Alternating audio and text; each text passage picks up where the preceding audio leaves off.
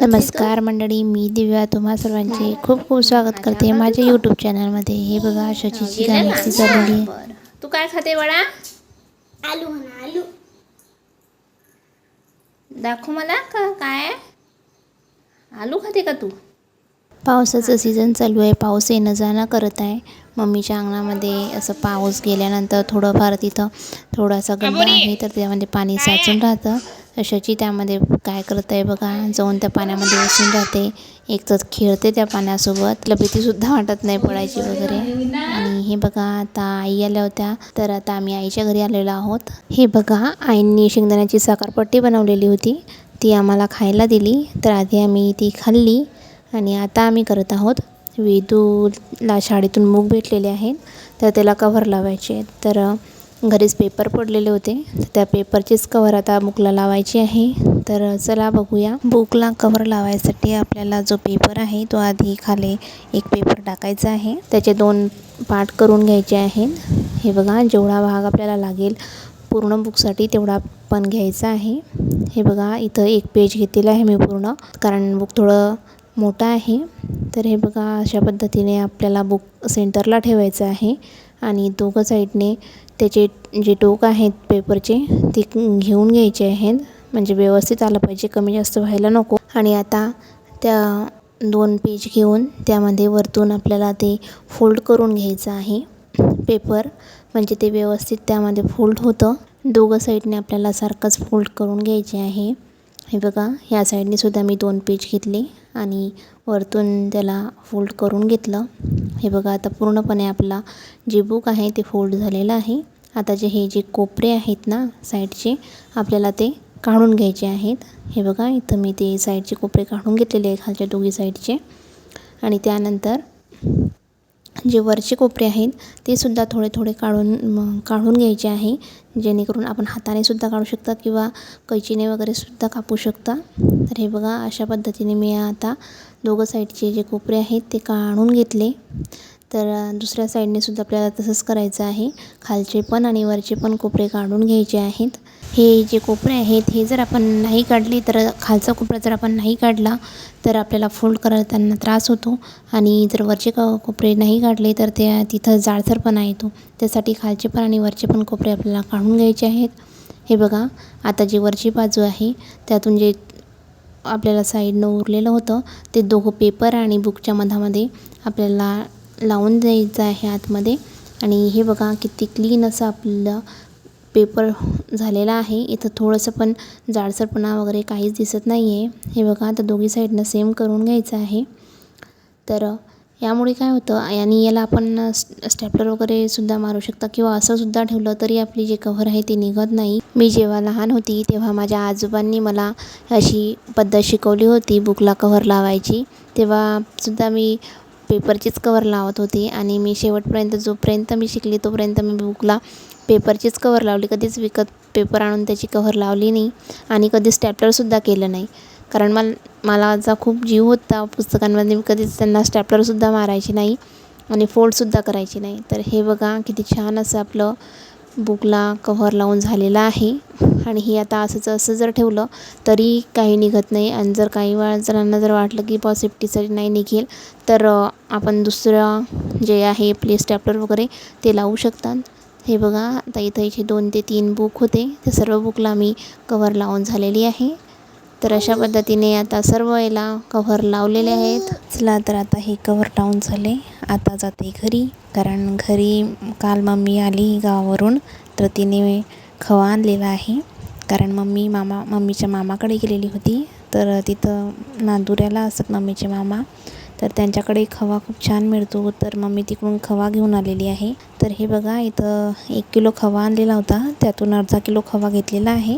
खवा रात्रभर फ्रीजमध्ये होता, तर तो थोडा कडक झालेला आहे. तर त्याला किसणीने किंवा जर थोडासा नरम असेल तर हातानेच मळून घ्यायचा आहे. आणि हा बघा त्यामध्ये मैदा टाकायचा आहे. तर मैदा थोडासा चिमूटभर असा टाकायचा आहे, अंदाजेच टाकायचा. 2 ते 3 चम्मच मैदा मी इथे टाकलेला आहे. तर हे बघा मैदा टाकून झाल्यानंतर छान त्याला मिक्स करून घ्यायचं आणि पूर्ण जो आपला खवा आहे तो मळून घ्यायचा. खवा मळणं चालू आहे. तोपर्यंत इकडे साईडला गुलाबजामुनसाठी आता पाक बनवून घ्यायचा. त्यासाठी 2 ग्लास साखर टाकली आणि त्यामध्ये 2 ग्लासच पाणी टाकलं. तर आता हे ढवळत राहायचं, गॅसवर ठेवून द्यायचं आणि ढवळत राहायचं जोपर्यंत उकळी येत नाही तोपर्यंत. जर आपण नाही ढवळलं तर ते साखर खाली बसून जाते व त्याचा गोळा तयार होतो. त्यामुळे आपण ढवळतच राहायचं, म्हणजे साखर लवकर मिक्स होते आणि आपला पाक लवकर तयार होतो. तर हे बघा, आता इथं सर्व आपली साखर मिक्स झालेली आहे आणि जे आपला पाक आहे त्याला चांगली उकळीसुद्धा आलेली आहे. तर हा पाक आपण गुलाबजामुनसाठी बनवत आहे, त्यासाठी आपल्याला जास्त घट्ट पाक बनवायचा नाही आहे. तर हे बघा, इथं आपला पाक आता रेडीच आहे. हे बघा, आपण बघू शकता एकतारी पाक इथं बनवायचा आहे आपल्याला. यामध्ये आपण थोडीशी विलायची किंवा जायफळ पूडसुद्धा टाकू शकतात. तर हे बघा, आता पाक तयार झाला. आता गुलाबजामुन जे आहेत ते आपल्याला तळून घ्यायचे आहे. हे खव्याचे गुलाबजामुन आहे, त्यासाठी आधी थोडेसे 1-2 गुलाबजामुन बनवून घ्यायचा आणि तेल गरम करायला ठेवायचं आणि त्यामध्ये ते तळून बघायचं. कारण काय होतं की खव्यामध्ये जर मैदा कमी पडला तर ते गुलाबजामुन निघत नाही, ते मुळतात किंवा नरम होतात, व्यवस्थित होत नाहीत. त्यासाठी हे बघा, आता मी आधी थोडेसे 2-3 गुलाबजामुन बनवून घेतले गोळे आणि आता तेल तापल्यानंतर त्यामध्ये तळणार आहे. तर हे बघा, थोडासा गोळा टाकून बघितलं की तेल तापले का नाही आहे, तर तेल तापलेलं आहे छान. तर आता गुलाबजामुन जे आहे ते त्यामध्ये टाकून तळते आहे. तर हे बघा, आपण बघू शकतात की गुलाबजामुन कसे झालं, त्याचं जे पार्ट होता ते पूर्ण तेलामध्ये विस्कटल्यासारखं झालेलं आहे. तर आता काय करायचे, जे आपला खवा होता त्यामध्ये थोडंसं जो मैदा आहे तो परत टाकायचा आहे. आधी 2 ते 3 चमच टाकला, तो मिक्स केला तरी त्यातून जे गुलाबजामुन बनवले ते व्यवस्थित बनले नाही. याचा अर्थ याच्यामध्ये मैदा कमी झाला, तर आपल्याला परत थोडासा मैदा ॲड करायचा आहे. तर हे बघा, आता मी थोडासा मैदा ॲड केला आणि पूर्णपणे त्याला मिक्स करून घेतला आणि त्याचे छोटे छोटे छोटे गोळे बनवून घेतले. तर हे बघा, इथं गोळे बनवून झालेले आहेत आणि हे बघा, आता मी तेलामध्ये तळून बघते. तर हे बघा, आता मी तेलात टाकले. तर आपण बघू शकतात की आधीच्या तळणामध्ये आणि ह्या तळणामध्ये किती फरक आहे. पहिल्यांदा टाकताच की पूर्ण त्याचे पार्ट वेगवेगळं झालं होतं तेलामध्ये. आणि हे बघा, आता छान असा गुलाबी रंग येत आहे यात गुलाबजामुनला. याचा अर्थ मैदा यामध्ये कमी झाला होता. तर हे बघा, हे एक काळजी घ्यायची आहे आपल्याला, जेव्हा पण आपण खव्याचे गुलाबजामुन बनवतो मैद्याचं प्रमाण व्यवस्थित पाहिजे. जर मैदा कमी झाला तर गुलाबजामुन विस्कटल्यासारखे होतात आणि मग जर मैदा जास्त झाला तर गुलाबजामुन कडक होतात.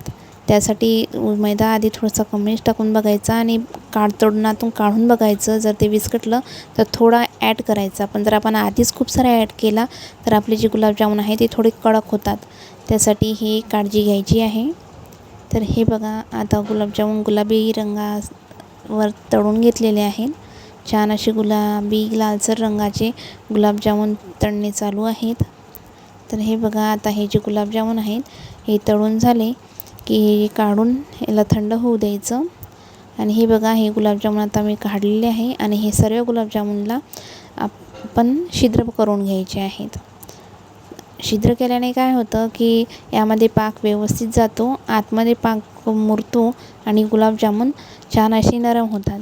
जर आपण छिद्र नाही केले तर गुलाबजामुनमध्ये पाक जायला टाईम लागतो. त्यासाठी आपण छिद्र करून घ्यायचे आहे गुलाबजामुनला आणि त्यानंतर मग त्याला थोड्याशा गरम पाकामध्येच टाकायचं आहे. आणि इथं मला थोडे कोरडे गुलाबजामुन आवडतं का. आता मी हे सर्व गुलाबजामुन पाकात टाकून दिलेले आहे आणि पूर्ण मिक्स करून ठेवलेलं आहे.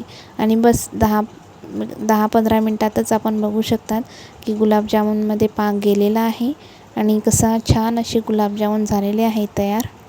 हे बघा, आपण बघू शकतात कसे पूर्ण जे आपलं गुलाबजामुनचा पाक आहे तो त्यामध्ये गेलेला आहे आणि आपले गुलाबजामुन नरम असे झालेले आहेत. हे जे गुलाबजामुन आहे हे योग्य 10 मिनटातच मी खायला घेतलेले आहेत. तर हे आपण आता बघू शकतात की कसे नरम आणि 10 मिनटातच त्यामध्ये पाक गेलेला आहे. हे जर आपण अजून 2-1 तास किंवा रात्रभर ठेवलं तर पूर्ण गुलाबजामुन फुगून येतात. तर हे बघा, शचीलासुद्धा गुलाबजामुन खायचा मोह आवरत नाही आहे.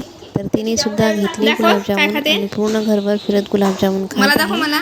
तर हे जे कोरडे गुलाबजामुन बनवले मी थोडे, ते यासाठीच कारण की जर लहान बाळ म्हणा किंवा छोटे मोठे मुलंसुद्धा असले ते सुद्धा घरभर घेऊन फिरत असतात गुलाबजामुन. आणि एक गुलाबजामुन उचलला की चालला तर पूर्ण घरामध्ये पाक होतो आणि सर्व घर चिकट होतं. त्यासाठी जर आपण थोडेसे कोरडे गुलाबजामुन बनवले तर मुलांना खायला सोपे जातात. आणि बाकीच्यांसाठी तर थोडा पाक आहेच त्यामध्ये. आणि आपण यामध्ये खोबरा खीस वगैरेसुद्धा ॲड करू शकतो. तर मंडळी, तुम्हाला हा व्हिडिओ कसा वाटला कमेंटद्वारे नक्की कळवा. आणि जर माझ्या चॅनलवर नवीन असाल तर लाईक, शेअर आणि सबस्क्राईब करायला विसरू नका. चला तर मग पुन्हा भेटूया. Bye bye.